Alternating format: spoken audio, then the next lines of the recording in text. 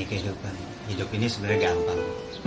Di antara kita pasti pernah yang namanya mengalami rasa kecewa, tersinggung, sakit hati, di posisi yang sulit. Kalau kita masih kecewa terhadap keadaan, itu bagian daripada tanda masih bercokolnya ego atau keberadaan diri kita, atau sifat anania, sifat keakuan diri kita di dalam diri. Kemudian timbul kita sifat kesal, nggak nerima keadaan. Nah, kalau dilakukan oleh orang-orang yang bertauhid, berarti menunjukkan keterpisahan dengan Tuhan. Bagi orang yang bertauhid, percaya akan pertolongan Allah, maka ia akan pasrah diri kepada Allah Subhanahu wa Ta'ala. Sebab kenapa? Karena akan ada efek sampingnya kalau tidak ridho atas takdir Allah.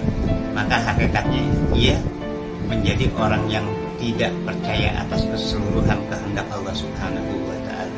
Kata Allah dalam hadis qudsi, "Man lam yarda bi ghadai wa la yasbir ala balai falyaltamis rabban siwani." Siapa orang yang tidak ridho atas ketetapanku dan tidak sabar atas ujian-ujianku, silakan dia mencari Tuhan selain aku, kata Allah Subhanahu wa Ta'ala.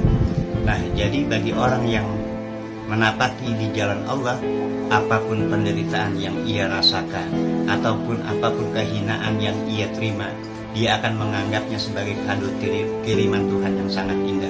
Pada wilayah lahiriah akan nampak sebagai penderitaan, namun dalam ranah batiniah, penderitaan akan melahirkan keterjagaan hati. Ingat selalu dengan Allah Subhanahu wa Ta'ala. Nah, semakin kita punya daya tahan akan perlakuan itu, maka kita akan semakin tidak egois. Inilah daripada seni kehidupan yang akan mengikis keegoan kita.